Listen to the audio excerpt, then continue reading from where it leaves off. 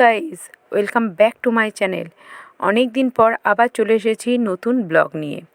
তো 2024-এ সিকিমে গিয়েছিলাম, সেখানে পুরোটা আপনাদের দেখিয়েছিলাম সিকিমের পরিবেশটা। এবার আমরা যাচ্ছি দার্জিলিংয়ে। ধীরে ধীরে সম্পূর্ণটা দেখাবো, আমরা দার্জিলিংয়ে কী করেছি সবটাই দেখাবো। তো আজকে আমরা বেথুয়াডরি থেকে উঠেছিলাম, রানাঘাট হয়ে এসেছিলাম বেথুয়াডরিতে।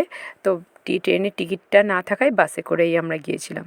তো শিলিগুড়ি নেমে যাই এবং যেতে যেতে আপনাদের এই যে পরিবেশটা দেখাচ্ছি, খুব সুন্দর পরিবেশ ছিল। এবং টয় ট্রেনও আমরা দেখতে পেয়েছিলাম।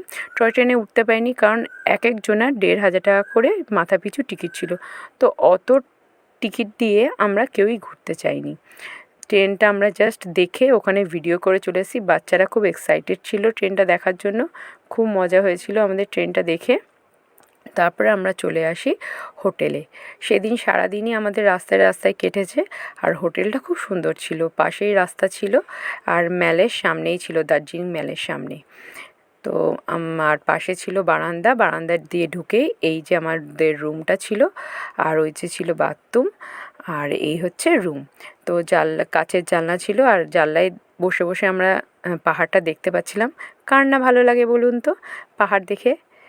তো ভীষণ ভালো লেগেছে। তারপরে সন্ধ্যাবেলায় আমরা ম্যালে চলে গিয়েছিলাম। ম্যালে প্রচুর মার্কেটিং করেছি।